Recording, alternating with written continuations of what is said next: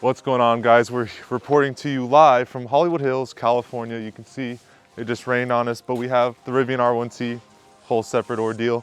But we have our 2021 Tesla Model 3 Standard Range Plus with one of the first variants of the LFP battery pack.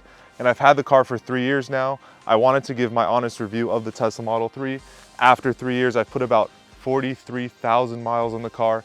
I also don't have home charging. So I know a lot of people who are interested in getting a Tesla are like, dang, I don't know if I can really make it work without a home charger. Well, you can.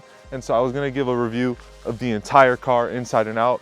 Have I had any problems with the car, Tesla's service, and the degradation with the LFP pack after 3 years, which is supposed to be that bulletproof battery pack. So let's get into the video. With the Tesla Model 3, I should really explain what I have done to the car so far. It has a wrap by a Nosatec. Well, the vinyl is a Nosatec, so that's why it's orange. If you come over to the side of the vehicle, you can see that there's wheel covers. So this is a standard range. It has the regular cover, regular wheels, the 18-inch wheels. Put some covers on, you know, that's cool. It has the roof racks on it. If we come over to the rear of the vehicle, well, first off, look at the windows, they're very dark. It's obviously tinted at like limo tint level. You know, we're in California, gotta block out the haters. So we come over to the rear of the vehicle. We have an OEM spoiler, and the taillights do have a little tint film on them. So in terms of modifications, that's basically what's been done to the car. Nothing beyond that. And with issues on the exterior, nothing. I was rear-ended once, but that's a whole nother story. If we look at the fit and finish across the vehicle, it's perfect. This is a 2021 vehicle. It was produced 3 years ago.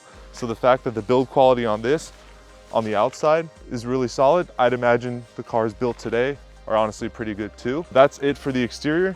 Let's get into the inside of the car and see like any issues that I've had there. Looking inside the vehicle, you know, it's pretty much standard. The seats are a little dirty. I could clean them up. You know, that's something for another day. But in terms of build quality, guys, right?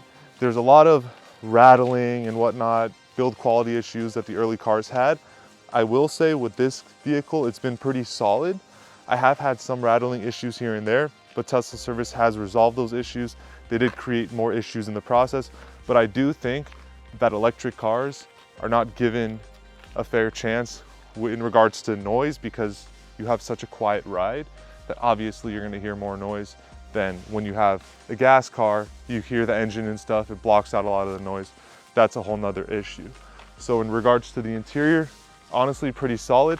I would like to talk about the different service concerns that I've had with this car. So let's get into it from the very start. So in regards to service concerns, this car has been fairly solid. I will say the issue number one was with the charge port ECU.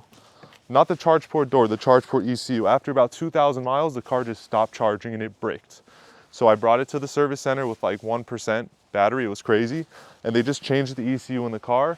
And they actually updated this one to the newer ECU that's compatible with the CCS adapter. So that actually benefited me. I was pretty happy about that.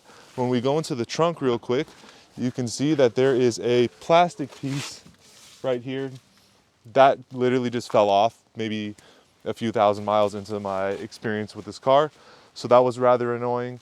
And in regards to issues with my taillights and condensation, I actually haven't had any issues there. And that was pretty much it for the major issues, I would say. There was one issue I had with the passenger seat, actually, where the passenger safety restraint system had a fault. Now, in regards to what that means visually, I don't know, but I believe they had to change something within the seat. So they did that, and I got the car back, and this plastic piece on the side of the chair was broken, so I had to actually go back and get it fixed again. That was horrible. I've had my driver's seat changed because it started to make a squeaking noise. Still functioned perfectly fine, but that did need to be replaced. And along with that issue and the passenger safety restraint issue, they had to go into the front of the car to diagnose a noise, I believe, early on in my ownership. And they returned the vehicle back to me with everything sort of scattered everywhere, and it wasn't installed properly. I'll put a picture of that on the screen right now. Tesla service did make it right by giving me a $200 credit sort of under the table, not in writing. That was a little weird. But for the most part, I would say this car has been pretty solid. In regards to the battery, right? 50% of the time I supercharge, 50% of the time slow charging.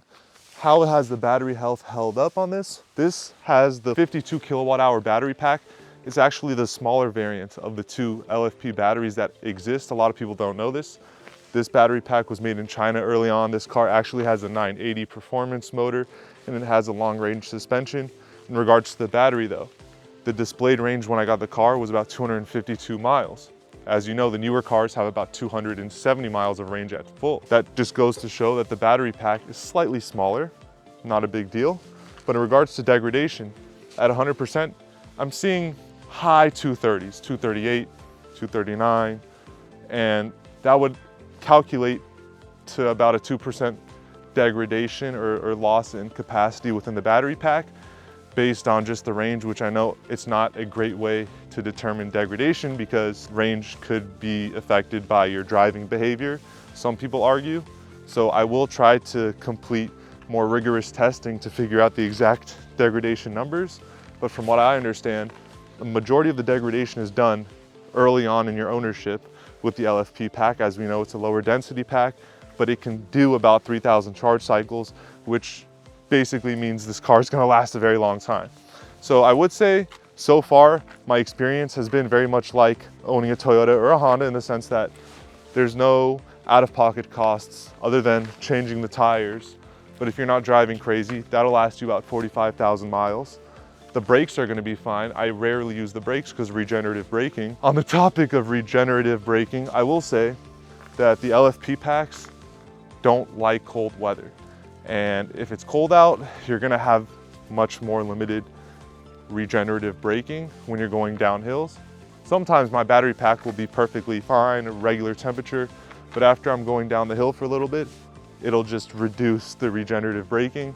Sort of annoying, sort of random, not a big deal, but that's something I did want to mention with the LFP pack. But beyond that, I just kind of wish I had more range.